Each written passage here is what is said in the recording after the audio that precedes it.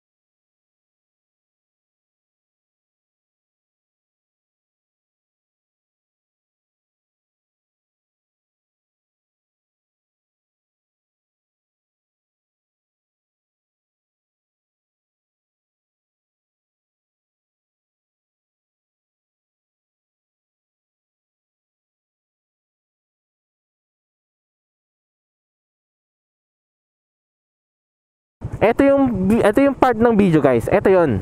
Etong lugar na yun. Dito nangyayari yun. Yung may nakaharang na tali or kung ano nung ewan ko ano yun. Na parang Modus eh. Para sa akin ha. Tingin ko parang Modus yun eh. Ito yung part na yun eh. Kasi ayan, tingnan nyo. Ayan yung bus na nakapark. Yung punong maliit na yun. Kasi ito, nung nag-U-turn siya. Yung marka na yan. Diba? Bakit may ganon? Bakit may taling ganon? Diba? Mapapaisip ka eh. Kasi ayan, tingnan nyo, maraming dumadaan dito lagi guys. Kasi open na tong lugar na to eh. Open na tong daanan na to eh. Wala nang pumipigil dito eh. Dati kasi sarado to kasi inaayos. Ngayon ito no, maayos na eh. Diba? Wala naman nakalagay na road blocking, ganyan. Diba? Tapos yun nga guys, nireport ko siya sa police nung nakita ko. Nag-report ako sa police. Sinabi ko sa police na, sir, baka ganito, baka Modus tong ganito. Kasi tingnan nyo, may nakaharang, ganyan. Ang sabi sa akin ng police, medyo disappointed ako. Ang sabi sa akin, baka daw inaayos daw na daan. Napaisip ako, paano may inaayos na daan? Eh, kasi open na to eh. Marami ng alternate route na to papuntang Lancaster eh. Itong daanan na to eh. So paano magiging paano magsasara to? Eh wala namang ginagawang kalsada dito. Eh yun nga, sinasabi sa akin ng pulis na yun nga, may guard naman daw dyan. Sana yun ang sinabihan. So nakaka-disappoint lang na na ganun. Sabi rin nila na madalas daw sila dumadaan dito, wala naman daw silang na-encounter. Eh na nga, may video na nga, may pruweba na nga na may naglagay ng harang. Kasi may mga nababalitaan na rin ng ganyan eh. Parang haharangan yung daan. Pag bumaba ka para tanggalin yung harang, eh maano ka pa, eh either hold upin ka or kung ano di ba? Kaya yun ang pinagtataka ko guys. Bakit may ganun? Papaisip ka na lang talaga eh. Kung hindi Modus yan, anong meaning nun? Anong meaning ng pagharang ng daan na yan? Eh wala naman ginagawang kalsada dito. Tsaka ang pagkakaharang niya buong kalsada eh. Hindi yung tipong, di ba dapat kapag open ng daanan, kapag ganyan, public road na, isa lang ang haharangan, di ba? Eh bakit yun? Bakit yun buo isang lane kumbaga? Or dalawang lane, kasi tingnan, dalawang lane yan eh. Dito nakasabit yun guys eh. May alambre pa nga ito eh, tingnan nyo. No? May alambre pa yan, oh, nakasabit. Oh, saan mo pagsasabitan yan? Di ba? May alambre, oh.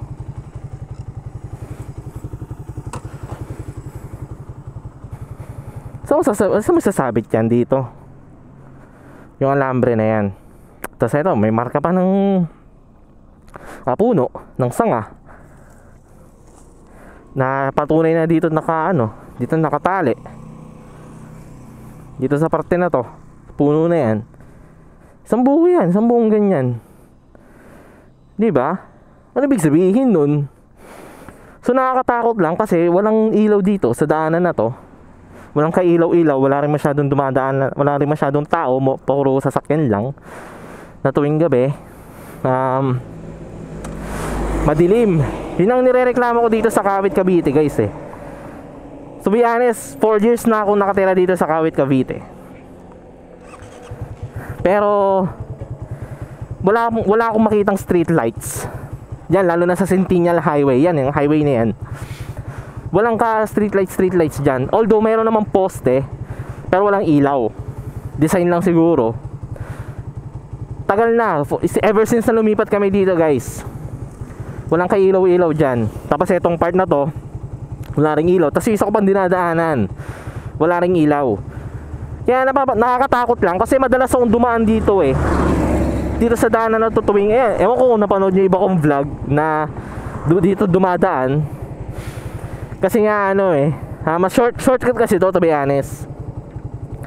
Shortcut to papalabas ng Centennial Highway. And alternate route din to kasi minsan sa may kabila sa Kalayaan Avenue ma-traffic, kaya madalas yung iba dito dumadaan. So open na nga to, guys.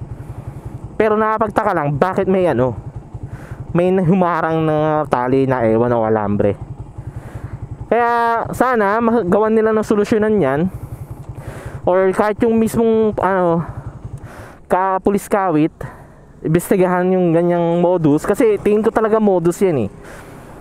Modus yung ganyang ganyang way eh. Kung hindi man modus, sana wag na sila magharang ng di ba? Ng tali. And sana yung ewan ko na po yung may part dun sa video na may nag-U-turn na yung kotse. Shoutout nga pala yung kay hindi sa akin yung video na yan, guys.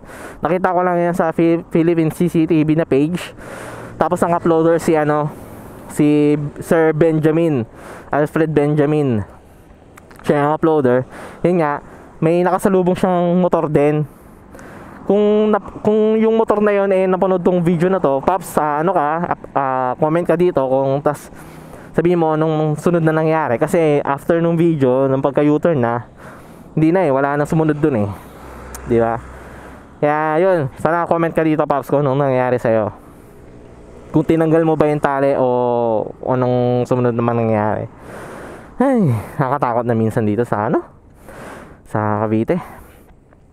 So ganoon na siguro, guys. Mabilis ang vlog lang kasi concern lang din talaga ako sa ibang tao na dumadaan dito, na maging aware sila sa ganyang klaseng modus tingin ko modus yan modus talaga yan Kung di man modus nga, yun nga, sana wag na lang magharang or maglagay man lang ng block na road close ganyan, kaysa maglalagay ng tali sa daan, sa gitna ng daan, na napakadelikado para sa mga motorcycle rider, di ba?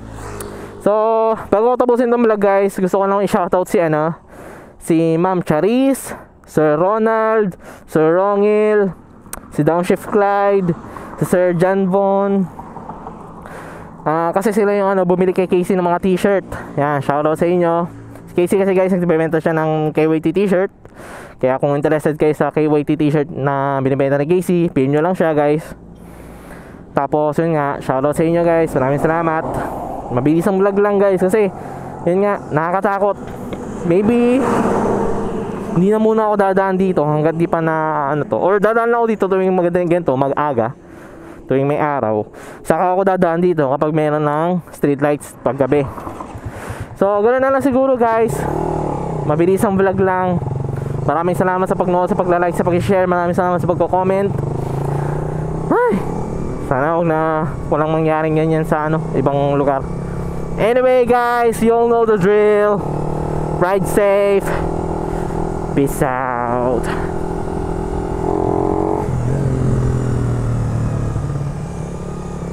Nakakatakot talaga yung visit. Teka man, ilang minutes na ba?